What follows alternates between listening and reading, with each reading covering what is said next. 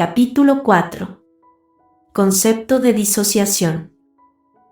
No existe un consenso en torno a la definición de la disociación, ISSTD, 2011. Putnam 1989 describe el proceso de disociación como un proceso normal que es usado inicialmente por el individuo como una defensa para manejar experiencias traumáticas, que con el tiempo evoluciona a un proceso desadaptativo o patológico.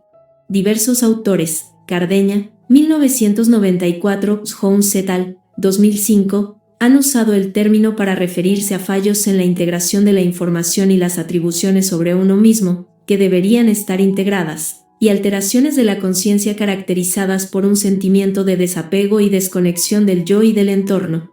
De Lionel 2009 elaboran la siguiente definición basada en el concepto central de disrupción de la DSM-4. La manifestación esencial de la disociación patológica es una disrupción total o parcial de la integración normal del funcionamiento psicológico de una persona. 1. Específicamente, la disociación puede alterar, interrumpir o producir una intrusión en la conciencia y experiencia del cuerpo, el mundo, el yo, la mente, el sentido de agencia, la intencionalidad, el pensamiento, las creencias, el conocimiento, el reconocimiento, los sentimientos, los deseos, el discurso, la acción, la visión, el aprendizaje, el olfato, el gusto, el tacto y muy diferentes funciones psíquicas. 1. Estas disrupciones son experimentadas habitualmente por la persona como intrusiones repentinas y autónomas en su modo habitual de funcionar y responder. Las intrusiones disociativas más comunes incluyen oír voces, despersonalización, desrealización, pensamientos impuestos, impulsos egodistónicos, deseos que no se sienten propios y acciones impuestas.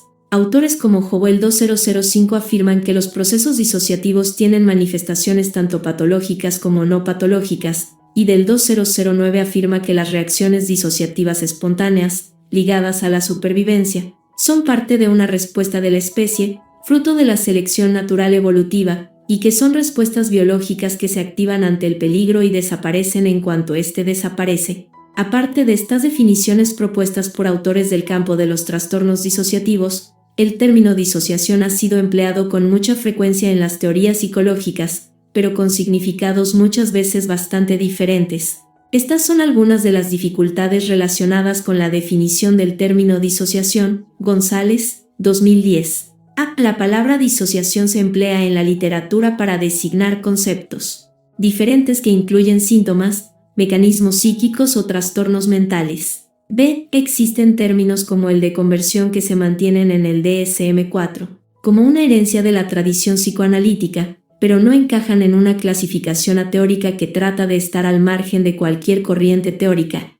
C. Las clasificaciones internacionales se basan supuestamente en la descripción clínica de síntomas y no en el mecanismo etiopatogénico. Sin embargo, esta norma general se incumple en algunos cuadros, como el trastorno de estrés postraumático, TEPT, o los trastornos mentales orgánicos. Los trastornos disociativos y conversivos, que están clasificados en distintos capítulos, debido a su origen traumático común, deberían compartir epígrafe con el TEPT, pero no se establece ni en la DSM ni en la CIE ninguna relación entre estos cuadros. D. La dualidad mente-cuerpo propia del pensamiento médico-científico occidental ha llevado a separar trastornos muy ligados como los trastornos somatomorfos, conversivos y disociativos, en función únicamente de si la sintomatología se exprese a través del cuerpo o de funciones psíquicas. Algunos autores hablan de disociación normativa para definir un fenómeno habitual, como los síntomas de absorción, perderse o ensimismarse en los propios pensamientos, una película, etc., mientras que otros consideran que solo debe entenderse como disociación la que es disfuncional y constituye un síntoma. Algunos autores hablan de un continuum disociativo entre la disociación cotidiana y normativa hasta el otro extremo, donde estaría el trastorno de identidad disociativo, TID. Otros consideran la disociación como un mecanismo patológico. El concepto de disociación que estamos acostumbrados a manejar implica una disminución o estrechamiento de la conciencia. En esta concepción nos encajan bien síntomas como el estupor disociativo o la despersonalización. Algunos autores entienden la disociación únicamente como fragmentación de la conciencia, considerando la despersonalización como un fenómeno inespecífico presente en diversos trastornos neurológicos y psiquiátricos. 4.1. La disociación horizontal y vertical. La disociación tiene que ver con la psicopatología de la conciencia, dado que en la psicopatología clásica, así como en la clasificación neurológica, hablamos de niveles de conciencia, nos es más fácil encajar modelos relacionados con un grado mayor o menor de conciencia de uno mismo o del entorno. Así, por ejemplo, son más frecuentes entre los profesionales los diagnósticos de estupor disociativo o amnesia psicógena, en los que el paciente presenta una menor conciencia del entorno o de sí mismo. Este tipo de disociación se ha definido como horizontal. En ella se disociarían los niveles superiores de conciencia de los niveles inferiores. En este modelo de disociación horizontal encajaría también la distinción propuesta por el psicoanálisis entre consciente e inconsciente. Para entender el trastorno de identidad disociativo o personalidad múltiple, necesitamos un cambio de modelo. Hablaríamos aquí de una disociación vertical, figura 4.2, en la que se presentaría una escisión o separación entre distintos estados de conciencia. Esta concepción estaba ya presente en autores como Ferbren 1952 y Klein 1946, y ha sido desarrollada por autores posteriores, Van der Hart, Nigenuis y Stl. 2006. Esta disociación vertical o fragmentación puede deberse tanto a un infradesarrollo de las funciones mentales integradoras como a una ruptura traumática que hace imposible conciliar determinados aspectos de una experiencia. 4.2. La disociación como defensa. Las respuestas disociativas se generan como defensas ante el trauma, y con el tiempo se convertirán en patrones de respuesta ante emociones y situaciones de diverso tipo. Ante una amenaza, los animales pueden presentar diversas reacciones defensivas. Cuando el sujeto tiene opciones de respuesta, se ponen en marcha reacciones proactivas. Levine, 1997. El individuo hace algo, lucha o huye. Pero cuando no hay posibilidad de reaccionar, cuando la situación es lo que se ha definido como un shock inescapable, aparecen otras reacciones como el colapso, la congelación o la muerte aparente. Skaer, 2001. Cuando la presa siente que no hay posibilidad de huida, incluso antes de ser alcanzada, se desploma en un estado de inconsciencia. Esto puede corresponder a un mecanismo de supervivencia, ya que aparentando estar muerto puede engañar al depredador y huir, o representar el efecto externo de una alta descarga de opioides, que aporta una analgesia frente al dolor inminente. En los seres humanos, la respuesta disociativa al trauma sería el equivalente a estas respuestas de emergencia. Ante la imposibilidad de manejar lo que sucede, la mente se desconecta para proteger al individuo y permitirle salir de la situación. Cuando esta amenaza se produce tempranamente, muchas veces por parte de las propias personas que tendrían que proteger y cuidar al niño, y es repetida y grave, la respuesta disociativa se acaba convirtiendo en un automatismo con el que el organismo hará frente a cualquier tipo de estrés. Para Van der Hart, Nigenuis y Stl. 2008, la activación simpática/parasimpática corresponde a la puesta en marcha de distintos sistemas defensivos simultáneamente. Por ejemplo, por un lado la persona intenta luchar, pero al mismo tiempo huir, o activa una respuesta de sumisión. La disociación no sería únicamente el equivalente del estado de colapso o congelación, sino la activación simultánea de distintos sistemas de acción. Este patrón de activación caótica de sistemas de acción sería también característico del apego desorganizado, donde se observan en el niño conductas de apego y conductas defensivas de modo simultáneo o en rápida alternancia. ¿Por qué los animales no se traumatizan? La diferencia es que el animal, al menos en estado salvaje, deja que la tendencia biológica instintiva se encargue de resolver la situación. El organismo bloquea la respuesta proactiva de lucha/huida porque no la ve viable o la considera peligrosa, pelear si el oponente tiene más fuerza, o escapar si las salidas están cerradas, aumentaría el daño. Esta respuesta, según Skaer 2001, quedaría almacenada en la memoria procedimental para descargarse en cuanto la amenaza desaparece. Es típico en animales ver movimientos de sacudida, espasmódicos, cuando salen de la respuesta de congelación, comportándose después con total normalidad. En cambio, cuando esta descarga se limita de algún modo, por ejemplo, impidiendo al animal moverse en ese preciso momento, aunque luego se le libere, la conducta del animal ya no será normal, mostrando inquietud y evitación. En humanos, y sobre todo en sociedades occidentales, la liberación de esta energía bloqueada en el trauma tiende a contenerse. Un ejemplo de ello es la expresión cultural del duelo en las sociedades modernas. 4.3. El apego y la disociación. una figura de apego que es atemorizadora para el niño, incluso cuando no es abiertamente maltratadora, genera una situación en la que la fuente del miedo es al mismo tiempo la fuente del potencial confort. Liotti, 2013. La respuesta de apego es una reacción neurobiológica de protección propia de especies como la humana, que necesita la protección de un adulto para sobrevivir hasta edades avanzadas. Por ello, para el niño, el patrón de apego desorganizado lo pone ante una enorme paradoja neurobiológica, que se ha denominado miedo irresoluble. Los niños no pueden encontrar alivio para el miedo ni en distanciarse de la fuente de peligro ni en acercarse a la fuente de confort. Maine S., 1990. Como consecuencia, los individuos expuestos a estas situaciones en los sensibles primeros estadios del desarrollo pueden volverse temerosos tanto de su deseo de cercanía e intimidad, fobia al apego, como de su deseo a estar solos, fobia a la pérdida de apego, como explican Van der Hart, Nigenuis y STL, 2006. A nivel cognitivo, estos niños construyen representaciones del self múltiples, dramática y recíprocamente incompatibles, en lo que Liotti 2004 ha denominado modelos de trabajo internos, IWM. En el apego desorganizado, estos modelos de trabajo interno configuran un triángulo dramático, donde los prototipos de rescatador, persecutor y víctima configuran las bases del comportamiento, el self y los demás.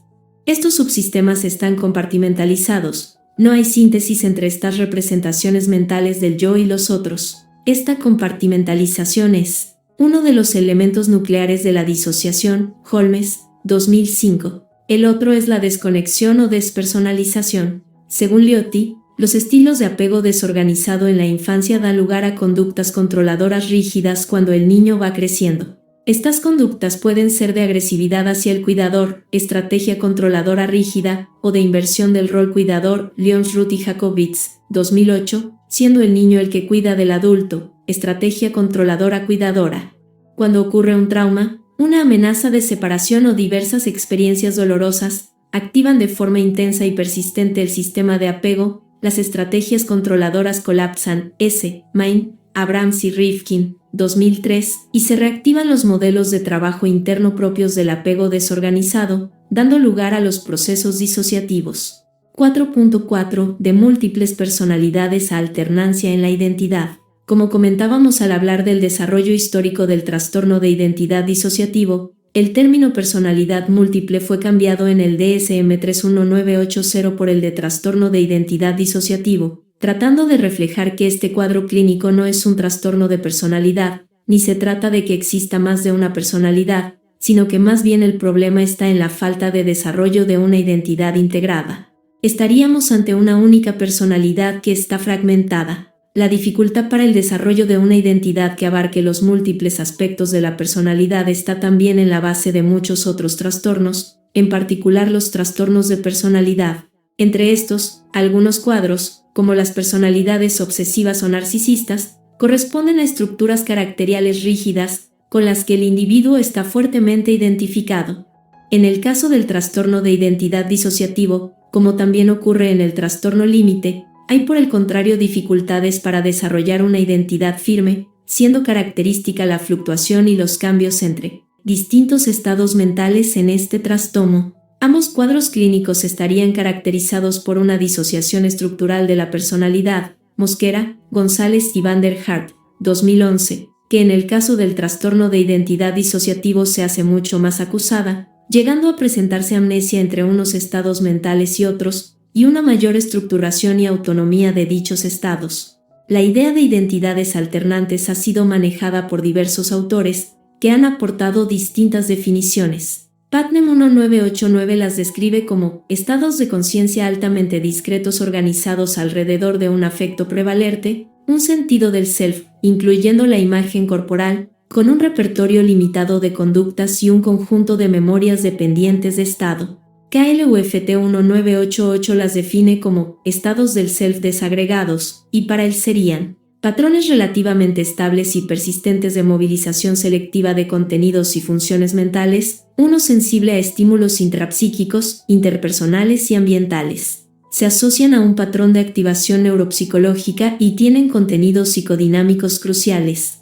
Funcionan como un recipiente, un procesador y un centro de almacenamiento para percepciones y experiencias, que son procesadas en conexión con eventos y pensamientos pasados. 1. Tienen un sentido de identidad e ideación propia, y una capacidad para iniciar procesos de pensamiento y de acción. Otros términos que describen fenómenos similares, es decir, identidades alternantes que reflejan una disociación vertical de la personalidad, son los de estados de personalidad, estados del yo desagregados, o alters, personalidades alter, partes alternantes de la identidad, partes de la mente, partes del yo, partes disociativas de la personalidad o entidades, entre otras. Van der Hart y Doray, 2009.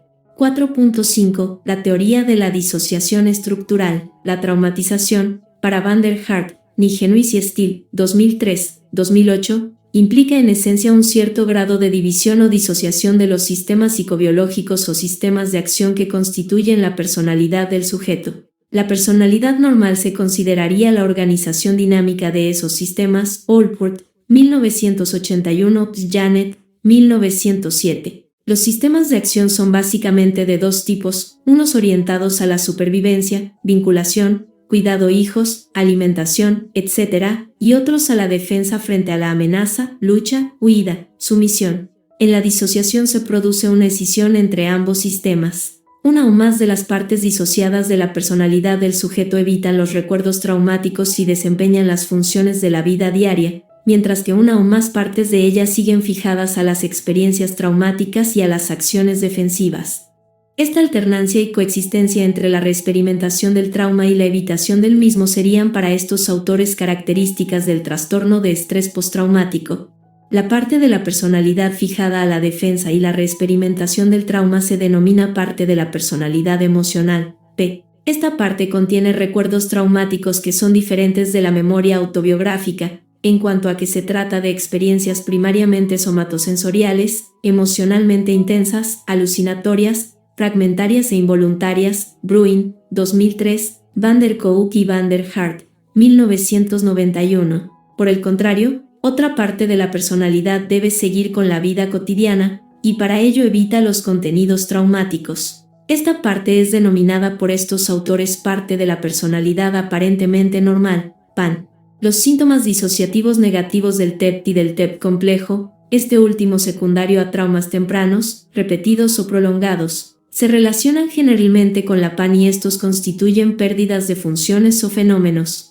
Los síntomas positivos se relacionan generalmente con la P y estos representan fenómenos de intrusión. Desde la teoría de la disociación estructural, los síntomas disociativos psicológicos y somáticos se entienden como fenómenos derivados de este mismo mecanismo. También se consideran síntomas disociativos no solo los síntomas positivos, siguiendo la terminología de Janet, como las intrusiones, sino también los negativos. Por ejemplo, la falta de asertividad en la personalidad aparentemente normal es un síntoma disociativo negativo psicomorfo, que contrasta con la energía, la resistencia y la rabia acumuladas en algunas partes emocionales. De acuerdo con estos planteamientos, los autores señalan varios niveles de disociación. Cuanto mayor es la gravedad y cronicidad del trauma, y cuanto más tempranamente se produce, mayor es la fragmentación de la personalidad. En el trastorno de identidad disociativo, encontramos varias partes emocionales y varias partes aparentemente normales. El individuo funciona a veces desde una reacción de lucha, mostrando por ejemplo agresividad, otras de huida, conductas evitativas, y en otras de sumisión, reacción dependiente frente a una pareja maltratadora, mientras mantiene áreas de funcionamiento a veces bastante adecuadas. Por ejemplo, puede ser un trabajador eficiente o un padre o madre abnegado, o presenta, cuando mantener el control sobre el caos y el conflicto interno consume mucha energía, un bajo nivel de eficiencia mental y de funcionalidad general. Por todo lo anterior podemos encontrar muy distintos grados de afectación entre pacientes con el mismo diagnóstico. La teoría de la disociación estructural de la personalidad ofrece un marco teórico global desde el que se pueden conceptualizar y entender todos los trastornos del espectro postraumático, incluido el más severo de todos, que sería el trastorno de identidad disociativo. Por ello, a la hora de describir estos cuadros, utilizaremos con frecuencia terminología propia de esta perspectiva teórica.